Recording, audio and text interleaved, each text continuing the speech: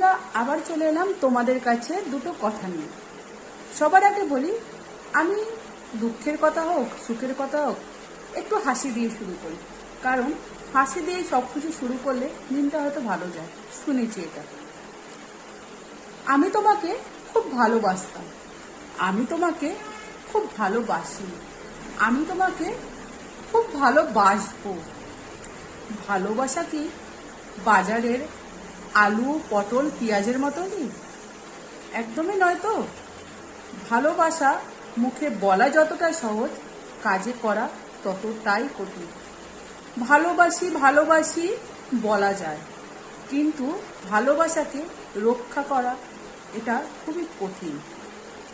ভালোবাসার মানুষের পাশে থাকা, তার সময় অসময়ে তার হাতটা ধরা খুবই কঠিন। তাই মুখে